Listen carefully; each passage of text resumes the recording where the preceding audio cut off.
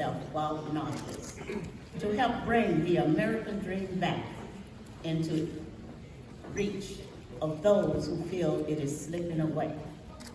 That's the goal line Senator Rubio strives toward with each new legislative effort, and it's the measure he uses to keep score.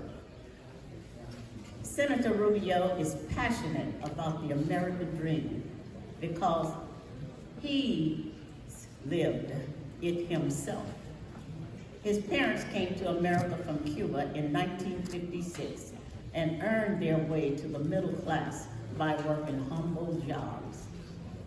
Through their young and powerful example, he learned the importance of work and family and came to realize that all things are possible in America. Now, more than 3 years into his second term, he continues that important work to make the American dream achievable for all. Senator Rubio is a member of the Senate Committee on Small Businesses and Entrepreneurship, where he has advocated and modernized and reforming the federal government's programs to help small businesses thrive in the 21st century economy.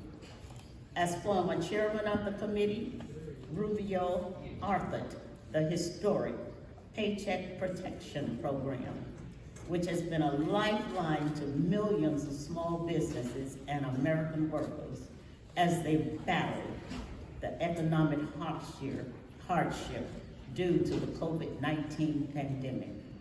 As a member of the Senate Foreign Relations Committee and as ranking member of the Subcommittee on Western Hemisphere, Transnational Crime, Civilian Security, Democracy, Human Rights, and Global Women's Issue, Senator Rubio continues to fight for human rights and to uphold democracy around the globe.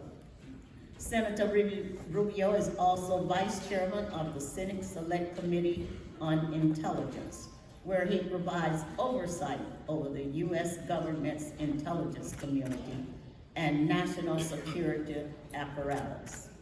Additionally, Senator Rubio is a member of the powerful Senate Appropriations Committee, which is responsible for allocating funding for the federal government.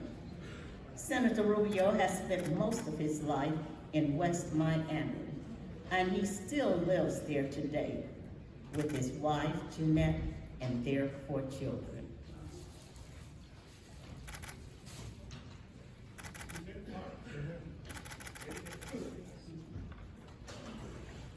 Please stand.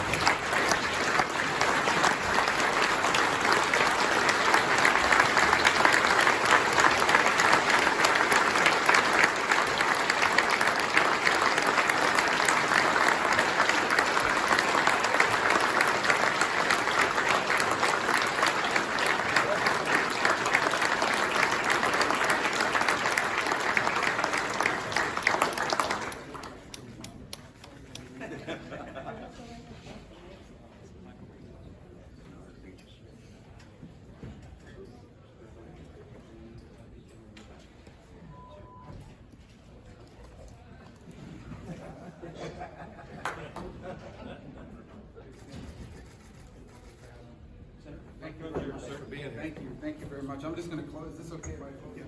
Just so I don't want to. I brought my own coffee. Please see. Thank you very much for having me. I should say I brought my own coffee. They handed it to me on the way. Let me just tell you, you know what? You keep seeing all these studies that say that people that drink coffee don't get X, Y, or Z, or whatever you these things. So I'm just covering all my bases. That's all. But thank you so much. It's an honor to be with you today and to be a part of this. And you know, one of the most rewarding things that I get to do here in the United States, in the United States Senate, is represent a state with so many veterans, with so many people that have served our country. And there's a couple of reasons for it. I think obviously we're a very large and vibrant state, but we're also a state that a lot of people come to serve. At one of our military installations, and then they decide, I can't tell you how many people I've met that after their service decided to either stay because that's where their last station was, or remember how great it was and decide they want to come back and stay. But it's really enriched our state. In fact, one of the reasons why our economy in both aerospace and in defense contracting has grown so rapidly is because of the presence of so many veterans. And you know, for the most part, the private sector, there's some impediments, we're going to talk about that in a minute, but the private sector, I always tell people, the private sector loves to hire veterans. And I also tell it to the kids every year that we nominate to the academies, which is one of the other fun things I get to do. Is it really blows you away when you see the SAT scores, the extracurricular activity, all of the qualifying, how incredibly qualified these young men and women are who apply to admission to our academies. We get to nominate 10 for each academy every year. And you should, the kids who don't get in are extraordinary. Just imagine the ones that do. So if anyone ever feels bad about the future of our country, I wish you had access to see some of them applying. But I always tell the young men and women, because some of them, after they get the appointment, they start thinking about it. Well, I also got into Harvard, I got into Yale, I got into this. I said, listen, if you graduate from one of our academies, employers will love it, because not only do they know you're good in school, they know you'll show up on time, they know that you'll follow directions, they know you can be counted on. I said, think of it this way, going to West Point or Navy or Air Force or even Merchant Marines, it's like going to Harvard without the communists. And and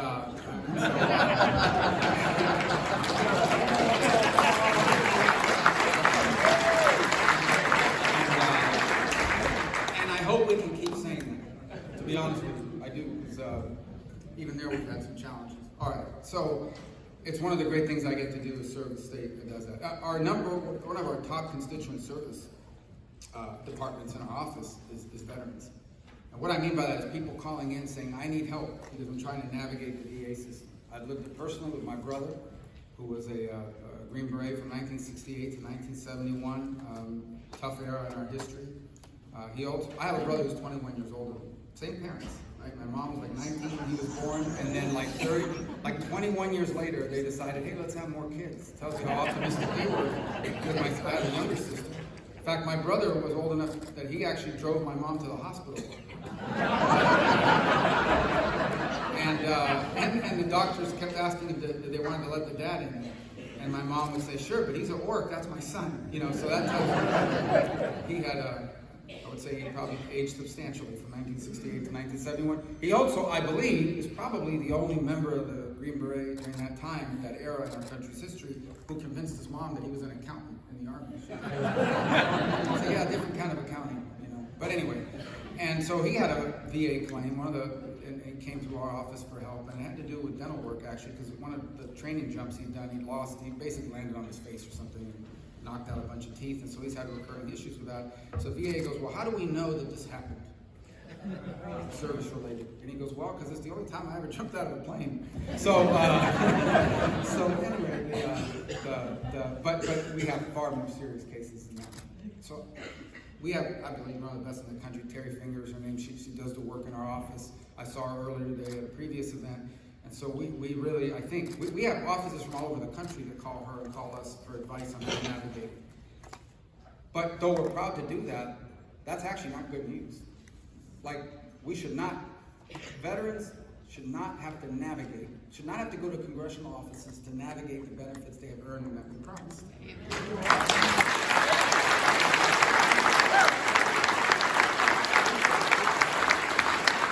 So our constituent service doesn't just help us do that. What it actually does is it informs us. A lot of the bills I've pursued, a lot of things we have passed has been the result of constituent work. Constituent work tells you these are problems, we're identifying problems consistently. And Florida's a great market for it because we really look a lot like the country. We have we have a lot of people, we have a lot of regional diversity, all kinds of, we have people that have served in every conflict imaginable, from the Second World War, all the way to our latest engagements. So it really gives us a real good insight through our constituent service of how it's working. And that's why, and I'm very proud of what we've been able to do legislatively. And I'll tell you why. It's hard to pass things today in Congress. It's especially hard in the Senate because we have a rule. You need 60 votes. It means you need people in both parties. And so the ability to get things passed means you have found a way in such a conflicted environment to work with people you strongly disagree with. Now, I'm going to tell you some things. Some of you may think this is a good thing. Some of you, it depends how you feel. I don't know about your politics, but some of the people I've worked with to get things done. So under the Obama was president, and the first thing we did is we offered something called the VA Accountability Act. And what it did, and it was really controversial, was it allowed them to fire people who weren't doing their jobs. I know, it's shocking, but that's what it did. And my staff, I remember, you know who I had to work with, because he was the chairman of the committee at the time? A gentleman named Bernie Sanders. And I'll never forget it. No, he was great to work with. I mean, but we get this call, Marco, we gotta get this, can we agree on this? So, hey, listen, I'm always nice to him. He smile. I mean, at least I know what I'm dealing with, right? And in that case, we work together.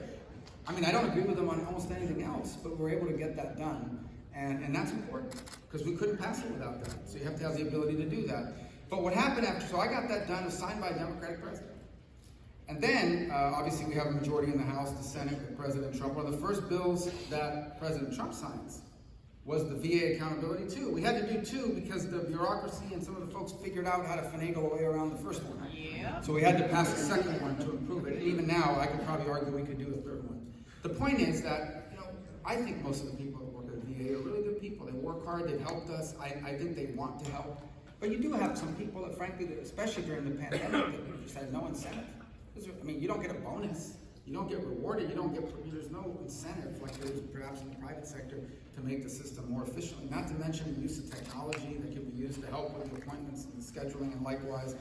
And so we passed that second one, again, bipartisan.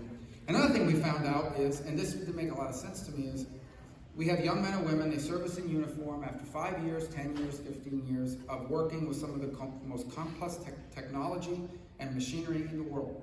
Some of the most advanced technology in the world. They lead the service of our country, and it seems to me that after working so many years with multi-billion-dollar platforms and the constant training, that they are prime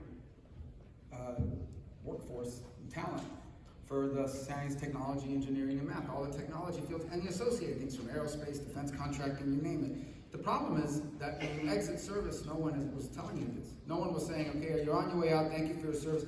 Here are some opportunities available to you. And in science, technology, engineering, and math, here are the things you've learned that you're proficient at, and here are some things and some companies that are looking to hire people like you. So we passed the Veterans STEM bill, again, in a Democratic Senate, Democratic House, Democratic President, so that now when veterans leave service of our country, we try to at least, as part of the exit process, match up skills with opportunities in the private sector and make that transition smoother. And there's more work to be done there. I still think at the state level, I wish more states were like Florida, and we allowed some of the licensing. For example, we have a trucker shortage in America. We have a trucker, and it pays a lot of money. It's good jobs, but it's hard work. And so hard work, long hours, away from home, things of that nature. And then we have a bunch of young people that have been hauling, explosives on dirt roads. And somehow there are some states out there that say, oh no, we can't let you haul eggs on the interstate highway system in the United States. You've got to take a bunch of courses. And it's like, but I was just hauling like explosives. And they're like, I know, eggs? So I hope more states will sort of do something about it, that we can create a national standard for that so that it would open that up, because we have the shortage, we have the need for the workforce, and we have the talent. And so making that connection is something we hope to do. But the latest one, and the one that probably was the hardest, is what's known as the PACT Act that just passed last night in the United States Senate. And it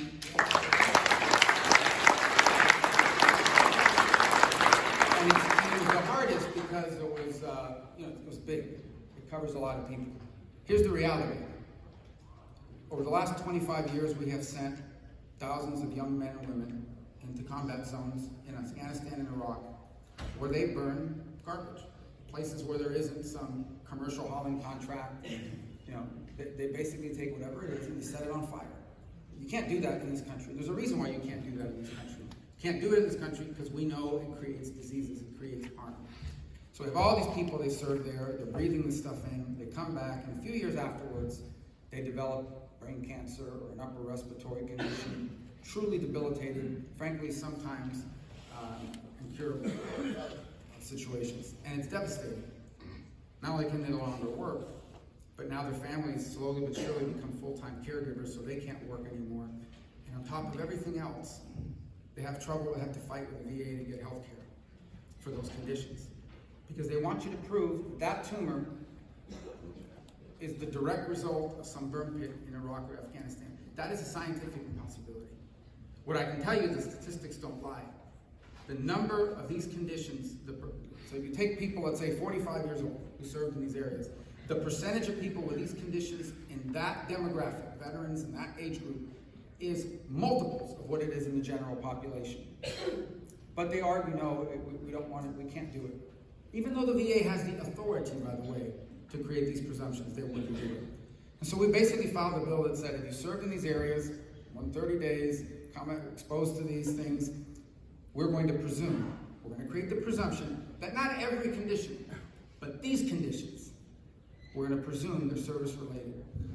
And there was a lot of resistance to it. Initially, the resistance was it costs too much money. And it's an argument that became indefensible because, you know, how can you send, people would ask, well, we just sent $40 billion to Ukraine, but we don't have money to take care of veterans who served our country.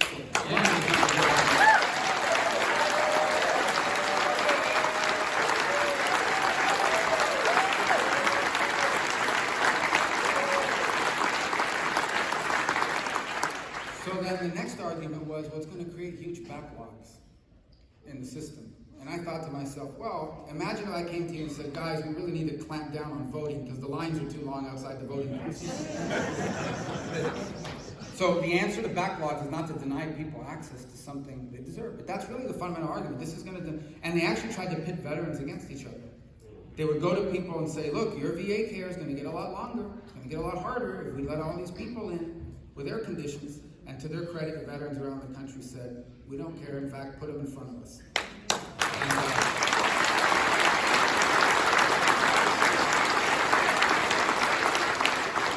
And so slowly but surely the progress is made. I can tell you we filed it in March of last year. At that time, nobody really gave it a serious chance. By about a month ago, there were still efforts that they passed a bill that basically created a study on what presumptions we should do, which studies is what Washington does to never have to do something. And finally, we got to this point where they couldn't stop it. And that we were able to, so the heart of the PAC bill is the bill that Senator Gillibrand, a Democrat from New York, and I put together and put in there. And it passed the House, it passed the Senate yesterday with over 80, I think 84 votes. It now heads to the House, which can move much faster than the Senate. I hope they'll pass it next week. And we'll see, because my hope is that before the 4th of July, we'll, in this country, be able, in a meaningful way, not just in words, but indeed in a meaningful way, say thank you for your service to the thousands upon thousands of people impacted by these diseases, and to the millions of people who are serving.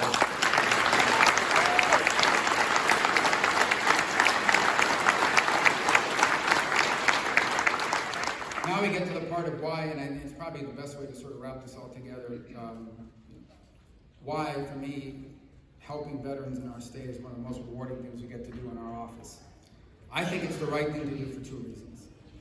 The first is, I think there's a moral implication to it. What's right is right. In essence, when you tell people and you promise them, if you go overseas in your youth, in your prime years, and you risk your life, and you give up opportunities, you give up opportunities. I mean, you just do. I mean, no one gets rich in the armed services. In fact, in many cases, they're very fortunate to be able to afford their rent, depending on where they're sent. And so, you give up opportunities, you give up time away from family, you give up a lot of independence. When they tell you, we're going to move you, I mean, what other job, I mean, we're fighting with people to get them to go back to work in an office in America. You know, these tech companies are like, okay guys, it's time to go back to work, and it's like this employee revolt. Because apparently people have forgotten how to work wearing pants. Everyone wants to work in their underwear now, so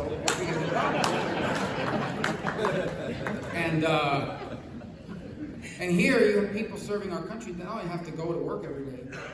Like there's no, I can assure you, if you were stationed in South Korea, facing down North Korea, you couldn't you couldn't Zoom. You couldn't put up some big screen and say, here's our soldiers in Zoom, you know, standing in the way of North Korea. I don't think that would scare North Korea, wouldn't work. There's none of that, but more importantly, you don't even get to pick what office you go work in. They basically tell you every couple of years, okay, now you're moving kids, bring your family, new schools. So there's all kinds of things you already give up. And then if you're actually sent to a place where people are going to like shoot at you, and try to blow you up and take you captive. So on top of all those personal sacrifices, the very real sacrifices, we ask people to do that, and we make a fundamental promise that's implicit, and that is, if something bad happens to you, we hope it doesn't, but if something bad happens to you, to your health, to your psychology, whatever it may be, we're going to take care of you, not just now, but for the rest of your lives, as long as it's related to this. So there's a moral imperative to keep your promise, and there's also a practical one. We are a volunteer force, facing down a geopolitical foe in China, the most dangerous near-peer adversary this country's ever had, because the Soviet Union was a military rival. These guys are a military rival, but they're also an economic, commercial, technological, geopolitical, diplomatic. I mean, they have 3 times as many people as we do. And we have a volunteer force. And so a volunteer force means people volunteer. And if the perception is created that I don't want to be a veteran, I don't want to serve because ultimately one day I'll be a veteran, and we treat veterans like garbage. We don't do good for them. Who's going to join? Who is going to join? Those days that people think about, where you just walk, oh, well, that's where people go because they couldn't get into college. It's harder to get into the armed services than it is to get into college. Yeah. Okay? There's like no drug test to get into college, I promise you. There's no drug test. There's no, and it's hard, not only hard to get in, it's hard to stay in. Right? You got to be able to wake up at 4:30 in the morning and do what somebody that's screaming at you tells you to do. You're lucky if you get up at 4:30 in the afternoon in college. And so it's hard to get in. And it's volunteers. It's people that choose to voluntarily do it. There's no financial reward behind it. They want to do something important and valuable. But how many are going to continue to do it if they realize that one day if all they hear is these terrible stories about how badly we treat veterans? And this is not new in our history, by the way. I mean, you go back 100 years and you see stories after stories. I mean, we had pretty vociferous protests bordering on, some pretty tough stuff in the early 1900s because of veterans from World War I that were being mistreated and by the government at the time. Because it's so easy. It's so easy to ask someone to do something. Go do this. Don't worry, we got you. And then time passes and you kind of forget. You just hope it goes away. There's a human aspect to it that's very real. And so the practical reality of it is we're going to struggle to be able to find good people to continue to serve our country in uniform if the perception is we don't take care of you. So that's the practical rationale behind it, apart from the moral one. How all this ties together is this. We are the beneficiaries, every single one of us, of being citizens of the greatest nation in the history of mankind. And when you say that today, I've been saying that forever, since the first time I ran. But that it almost became, in some ways, a throwaway line, because everybody running for president would say, God bless America, greatest country in the world, and we would just have debates about why it was the greatest country in the world. Today, we actually have to debate about whether that's true. There are people in the public square that argue all the time that, America is actually not that special. In fact, it might be one of the worst places in the world if you listen to some of these people who are lunatics talk about it. To which my answer always is, that's funny, if we're so terrible, why do we have 100,000 people a month trying to sneak in here and risk their lives to do it? It's the worst place on earth. 150,000 people illegally enter the worst country on the planet at risk of their lives. Think about it. I'll tell you a headline you don't hear, and that is, boatload of American refugees landed on the shores of so-and-so place. That doesn't happen. The Bahamas and places like that don't count. Those aren't refugees. They went there for fun. But my point, they probably own a house there or whatever. But my point to you is that it is the greatest country in the world. And for me, very personally, one of the reasons why it is, because there's no way in any other nation on earth I'd be standing here in front of it. My parents, neither one of them was highly educated. Both came from very poor families. My dad was on his own from the time he was 12. Probably never finished the equivalent of 5th or 6th grade. Somehow, both he and my mom, they got married in Cuba. I had my now elderly brother, who's here, I would tell him that. Or as I like to say, my brother was old enough to be my dad. He wasn't like either one of those descriptions, but those were the ones. And they came here. So think about it. They barely spoke the language when they came. They didn't know anybody. They barely had an advanced education. And what's amazing to me is not within 20 years, within like 3 or 4 years, because they were willing to work hard and do whatever was available, they ended up owning a home. Ultimately, they retired with dignity and security, and they lived to see all 4 of their children better off than themselves. That I just described as the American dream, but not only is that the American dream, that's exceptional. That just doesn't happen everywhere.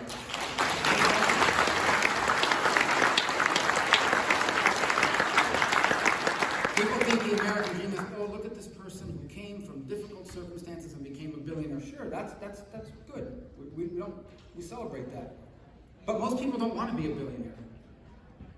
Most people just want to own a home, raise a family, retire with dignity, and leave their kids better off than themselves. That is at the core and at the heart of it. And this is a nation that has made that possible for thousands, for millions and millions of people born here to difficult circumstances or who came abroad fleeing that lack of opportunity or tyranny. And that makes us exceptional. And there's a lot of reasons why that was possible. I believe, beginning with our Declaration of Independence and the notion that we have God-given rights, our Constitution that limits, as I tell people, the Constitution exists to limit the power of government to screw things up. But ultimately, it was also possible because we always had people willing to defend the country. Human nature will never change. I hope we understand that. I hope we understand that. I don't care how advanced we get technologically, how many things we invent, how many words we make up, how many people go to graduate school. The one thing that will never change is human nature. It's the same today as it was 5,000 years ago. It's why ancient biblical tales are still so applicable, because people still act the same way. They may wear different clothes, they may use different things, but human nature is unchanged. And one thing that's true about human nature is there will always be people who don't just think they're right and you're wrong, but they want to force you. They want to force you and everyone else to do what they tell you to do. In fact, that has been the human condition almost everywhere in the world throughout 5,500 years of recorded history. And when those threats have arisen,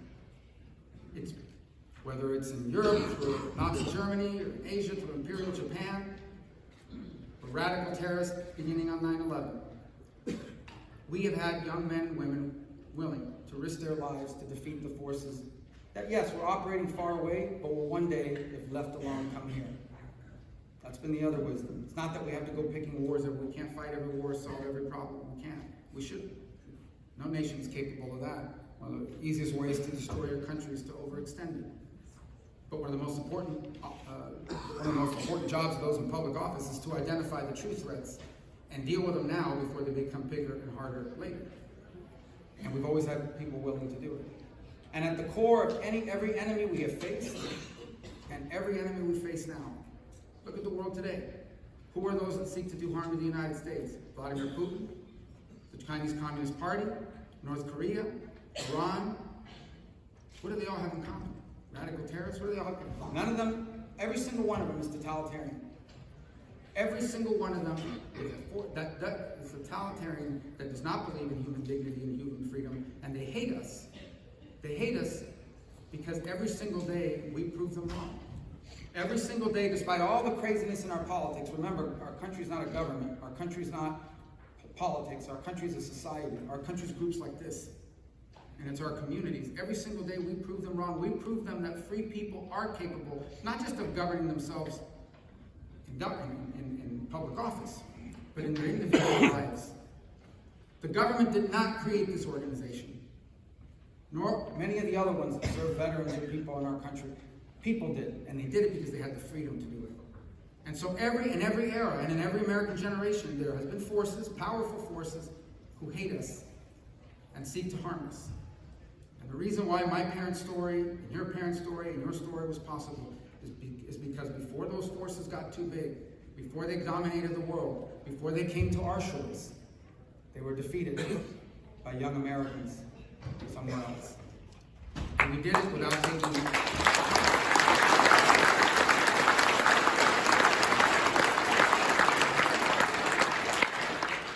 And those in elected office have made mistakes in some of the times that they've sent our young men and women abroad. They made mistakes. And even when they were wrong, and even when the people they sent might have disagreed with them, they went anyways. because that's what they took an oath to do. So in so many ways, what you represent and what we owe you is the gratitude for that. So that tomorrow morning, when someone wakes up and opens their bank account and counts the next million they made on this crypto stuff, which apparently is not doing very well these days. There's as a side note, there's like this community in Puerto Rico where a lot of these crypto people have moved to because obviously it's still part of the United States, but you don't have to pay federal income taxes, and these crypto people like that. And so now crypto's collapsed. I call a friend of mine who lives there and says, "What's the suicide rate this month over there?" Because apparently it's collapsed. Anyway, as an aside, when you look at all this money that you made and all of that, just remember that yes, you worked hard, maybe you came up with a great idea, but none of that would have been possible if Nazi Germany had succeeded, if Imperial Japan had succeeded, if the Cold War had been won by the Soviet Union. None of that would have been possible if radical jihadists were blowing up buildings in America every week. None of that would have been possible. And none of that's going to be possible if the most powerful nation on earth becomes a communist party in China. So we better not just invest in the things it takes to defend our country, but be grateful and remember what it was that made it possible in the first place. And we may not agree on every issue. I didn't take a poll. I don't know how your feelings are about a bunch of different issues. But there's one thing, no matter what, that we can always count on, that when it comes to the issues of veterans, no one in the United States Senate will work harder. No one has, and no one will continue to do so than I have done. Because it's been my honor to do it, because it's the right thing to do, because it's why you sent me there, and because I'm very grateful for that opportunity, and it's one of the most important, fulfilling things that I've done.